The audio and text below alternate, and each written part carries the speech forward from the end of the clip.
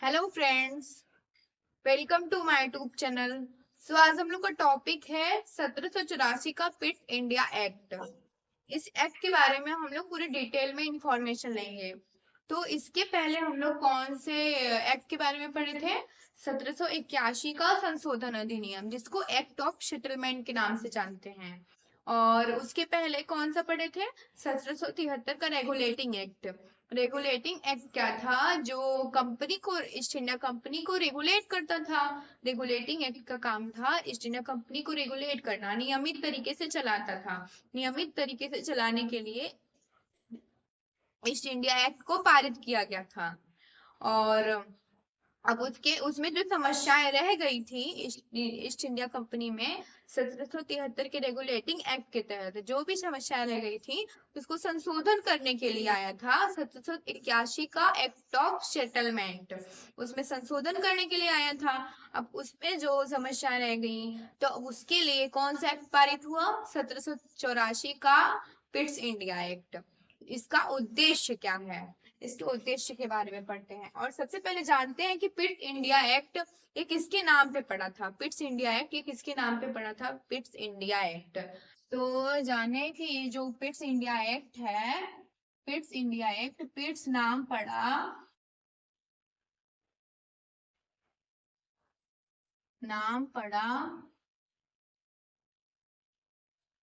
William पिट्स के नाम पे।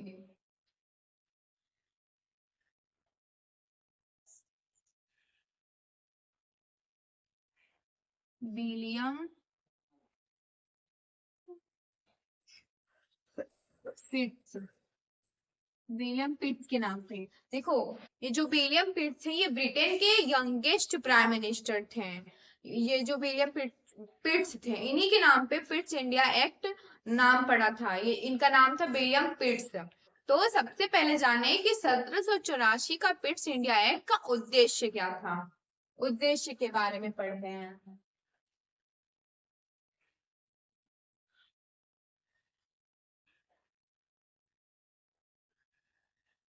देखो, इसका उद्देश्य था ईस्ट इंडिया कंपनी को कंट्रोल करना, उसकी शक्तियों को कंट्रोल करना।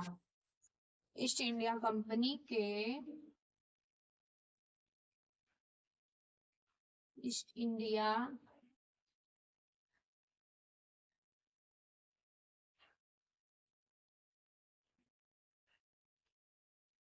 कंपनी के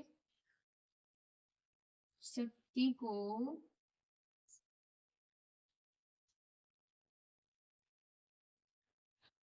नियंत्रित करना, यानी कि कंट्रोल करना।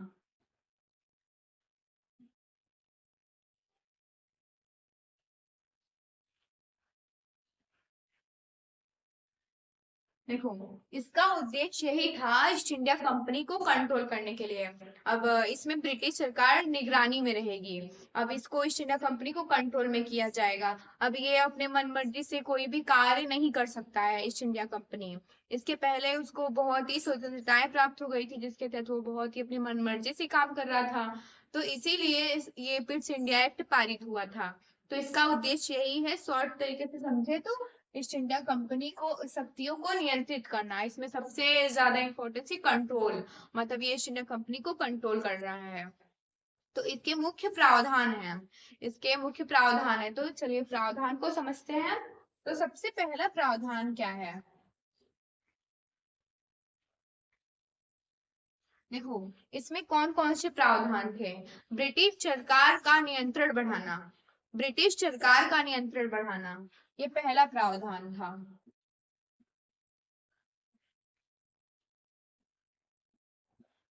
ब्रिटिश सरकार का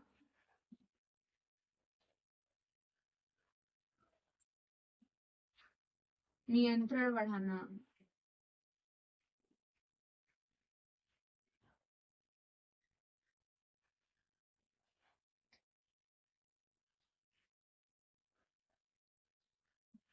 देखो, ये पहला प्रावधान था ब्रिटिश सरकार का नियंत्रण बढ़ाना। अब जैसे कि पहले इसके पहले, जैसे कि 1781 में और 1773 में ईस्ट इंडिया कंपनी को मतलब बहुत ही स्वतंत्रताएं प्राप्त थी। जैसे कि व्यापार, सेना, प्रशासन में। तो इसको अब इसका जो था ये ब्रिटिश सरकार अब उस पे नियंत्रण करेगा। ब्रिटिश सरकार अब उस पे नियंत्रण करेगा। जैसे कि अब कोई भी काम करे मतलब ईस्ट इंडिया कंपनी में कोई भी कार्य हो रहा है तो उसकी मंजूरी लेनी पड़ेगी। किससे मंजूरी लेनी पड़ेगी? ब्रिटिश सरकार से मंजूरी लेनी पड़ेगी। वो अपनी मन मर्जी से कोई भी काम नहीं कर सकता है। इसमें ब्रिटिश सरकार का नियंत्रण रहेगा। ब्रिटिश सरकार ने अपने नियंत्रण को बढ़ा दिया है। जैसे अब एग्जाम्पल के तौर पे समझे ना, तो जैसे कि हम मतलब हमारे जो पेरेंट्स हैं उनसे हम कोई भी काम कर रहे हैं। जैसे हम कहीं पढ़ना चाहते हैं, कहीं किसी भी यूनिवर्सिटी में कहीं भी जाना चाहते हैं, पढ़ना चाहते हैं, तो हम अपने पेरेंट्स से पहले अनुमति लेंगे ना कि हमको यहाँ पे पढ़ना है, हमारा एडमिशन करा दीजिए, हम यहाँ पे जाना चाहते हैं। हम अपने मन मर्जी तो है नहीं कि चले जाएंगे घूम फिर के चाहे जहाँ भी।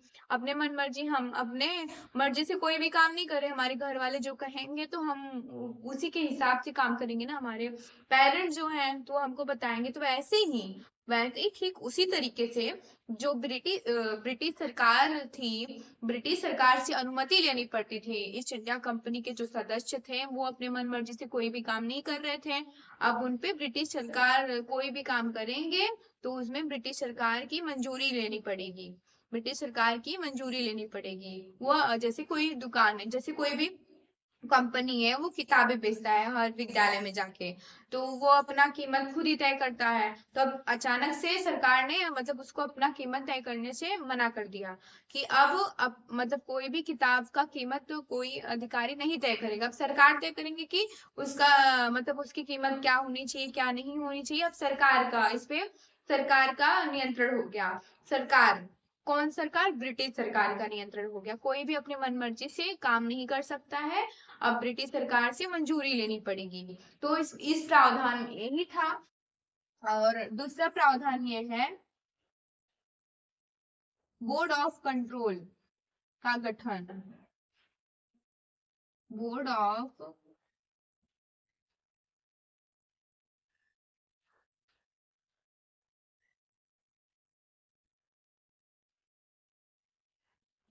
कंट्रोल का गठन।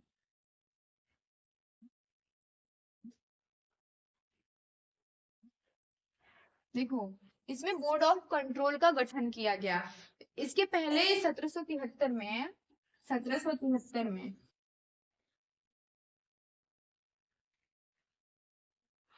रेगुलेटिंग एक्ट में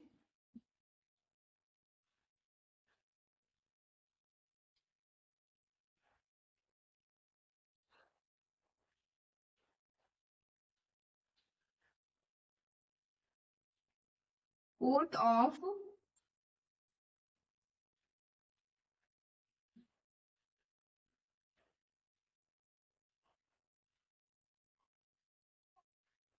कोर्ट ऑफ डायरेक्टर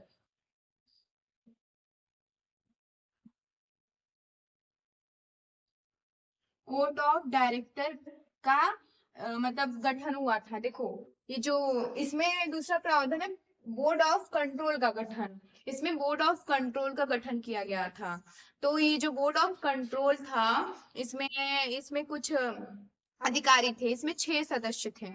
इसमें बोर्ड ऑफ कंट्रोल में 6 सदस्य थे, जो कि 1784 के पिट्स इंडिया एक्ट में इसका गठन हुआ था। और इसके पहले जो था 1773 में रेगुलेटिंग एक्ट में, उसमें बोर्ड ऑफ डायरेक्टर का गठन हुआ था। Board of director body.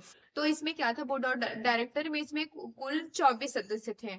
और इसमें जो बोर्ड ऑफ डायरेक्टर के सदस्य थे वो ईस्ट इंडिया कंपनी के ही सदस्य थे। वो कंपनी के ही सदस्य थे। वो कंपनी के कुछ अधिकारी थे, उन वही सदस्य बन जाते थे बोर्ड ऑफ डायरेक्टर के। जो कि ये देखो, बोर्ड ऑफ डायरेक्टर जो थे ये रेगुलेटिंग एक्ट के व्यापारिक और राजनीतिक मामलों को देखा करते थे। कौन से मामलों को? व्यापारिक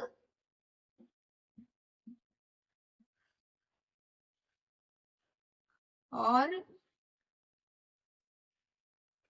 राजनीतिक।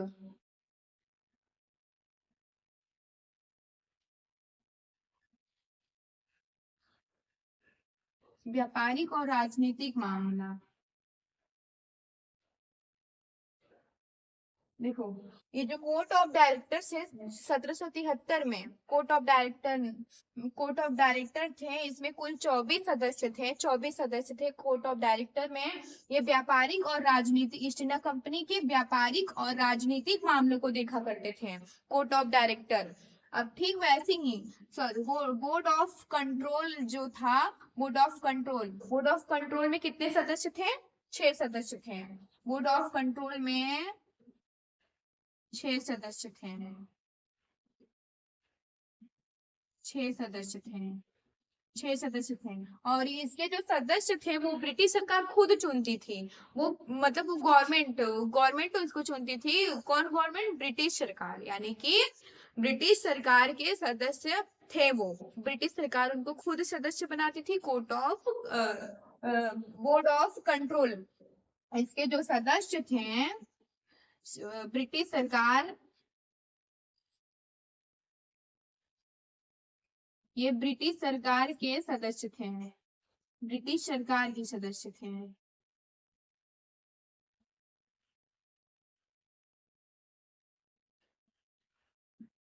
बोर्ड ऑफ कंट्रोल में 6 सदस्य थे और वो ब्रिटिश सरकार के सदस्य थे। और 1773 में जो रेगुलेटिंग एक्ट में कोर्ट ऑफ डायरेक्टर हुआ करते थे, उसमें 24 सदस्य होते थे, जो व्यापारिक और राजनीतिक मामलों को देखा करते थे। व्यापारिक और राजनीतिक मामलों को देखा करते थे। और इनके जो सदस्य थे वो ईस्ट इंडिया कंपनी के ही सदस्य होते थे। और इनमें बोर्ड ऑफ कंट्रोल के जो सदस्य थे, इनको सरकार खुद ही चुनती थी। और इनमें 6 सदस्य होते थे। और में तीसरा प्रावधान क्या है? तीसरा प्रावधान है ईस्ट इंडिया कंपनी के तीसरा प्रावधान ये है, सॉरी, 1784 का पिट्स इंडिया एक्ट का तीसरा प्रावधान। ईस्ट इंडिया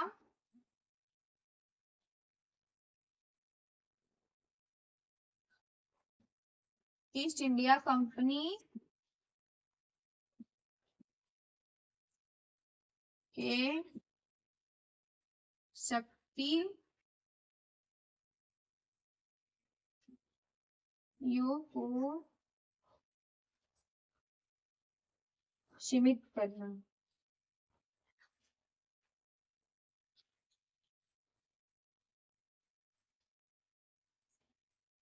सीमित करना।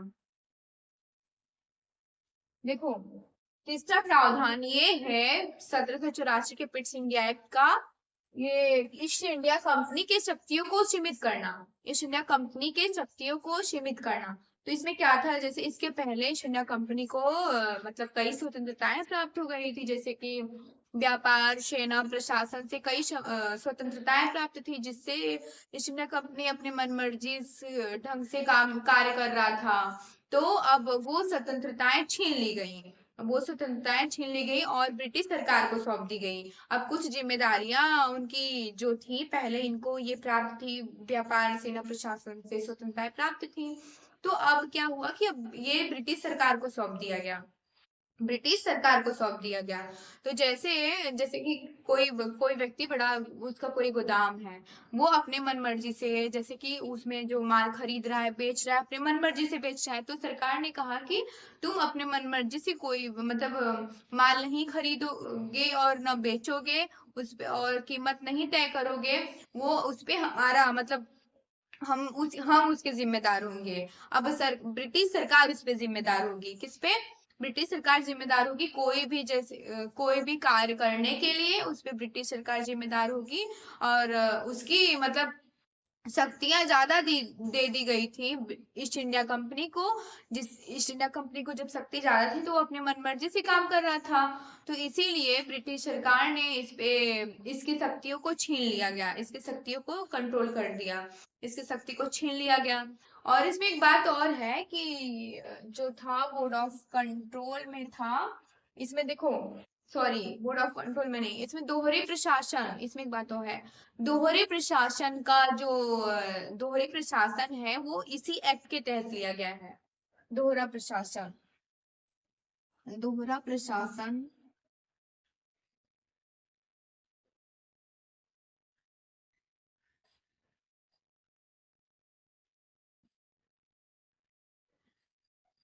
दोहरा प्रशासन इसी एक्ट के तहत लिया गया है। पिट्स इंडिया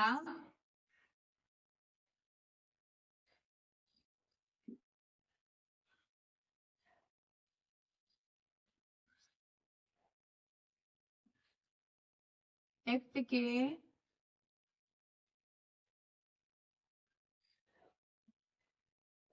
तहत लिया गया है।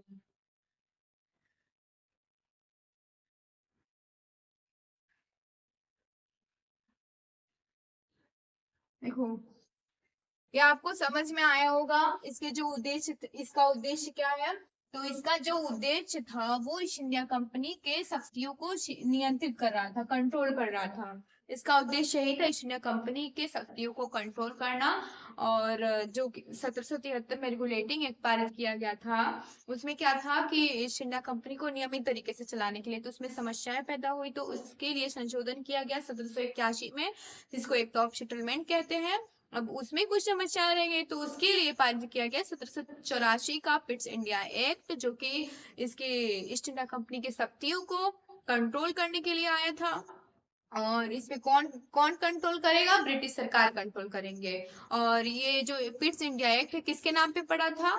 ये एक्ट का नाम विलियम पिट्स के नाम पे पड़ा, जो कि ब्रिटेन के मतलब यंगेस्ट प्राइम मिनिस्टर थे। इसके जो प्रावधान है, इसके फर्स्ट प्रावधान है ब्रिटिश सरकार का नियंत्रण बढ़ाना।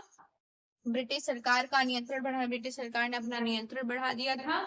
अब कोई भी कार्य मतलब अपने मन मर्जी से कोई नहीं कर सकता है, और उस पे कोई भी कार्य करेगा तो वो अपने मतलब ब्रिटिश सरकार से अनुमति लेनी पड़ेगी। जैसे ये वाला एग्जांपल दिए ना कि पेरेंट्स वाला, कोई भी हम काम करेंगे, कोई भी हम जैसे अपना एग्जांपल लें, तो हम कुछ भी करेंगे तो अपने पेरेंट्स से पूछेंगे ही। तो वैसे ही ईस्ट इंडिया कंपनी तो अपने मन मर्जी से कोई काम नहीं कर रही थी, मतलब उसके लिए ब्रिटिश सरकार की मंजूरी लेनी होती थी। उसने अपना नियंत्रण को बढ़ा दिया था।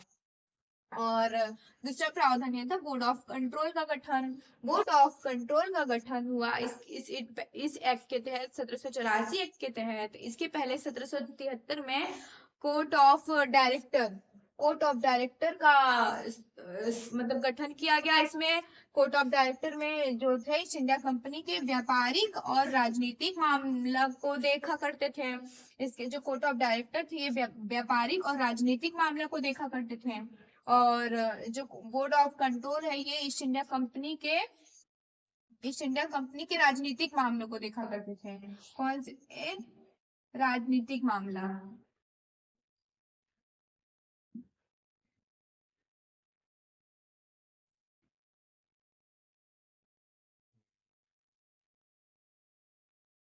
देखो, ये जो बोर्ड ऑफ कंट्रोल है, ये ईस्ट इंडिया कंपनी के राजनीतिक मामला को देखा करते थे। और इसमें कुल बोर्ड ऑफ कंट्रोल में 6 सदस्य थे। बोर्ड ऑफ कंट्रोल में 6 सदस्य थे, और जो कि सरकार द्वारा चुने जाते थे, ब्रिटिश सरकार उनको खुद चुनती थी। और इसके पहले जो कोर्ट ऑफ डायरेक्टर था, उसके ईस्ट इंडिया कंपनी के ही सदस्य वो होते थे। तो ये आपको समझ में आया होगा। और तीसरा प्रावधान है ईस्ट इंडिया कंपनी के शक्तियों को सीमित करना। ईस्ट इंडिया कंपनी के शक्तियों को सीमित करना। तो ईस्ट इंडिया कंपनी, इसके पहले ईस्ट इंडिया कंपनी को कई मतलब स्वतंत्रताएं, जैसे प्रशासन, सेना, व्यापार व्यापार और सेना, प्रशासन, व्यापार, सेना, प्रशासन से जुड़ी कई स्वतंत्रताएं प्राप्त थी, तो उसको सीमित किया गया। और ये सब जो स्वतंत्रताएं थी वो ब्रिटिश सरकार को सौंप दिया गया। तो जैसे कोई भी काम अपने मन मर्जी से कोई नहीं कर सकता था, शक्ति ज्यादा थी, तो ईस्ट इंडिया कंपनी अपनी मन मर्जी काम कर रहा था। तो इसीलिए ब्रिटिश सरकार को ये शक्ति सौंप दिया गया। कुछ जिम्मेदार वो भी होगा, ब्रिटिश सरकार भी जिम्मेदार होंगे इसके। तो इस इस एक्ट में यही था। आई होप आप लोग को 1784 का पिट्स इंडिया एक्ट समझ में आया होगा। और ऐसी वीडियो देखने के लिए लाइक, सब्सक्राइब एंड शेयर करें, और कमेंट करना तो बिल्कुल भी ना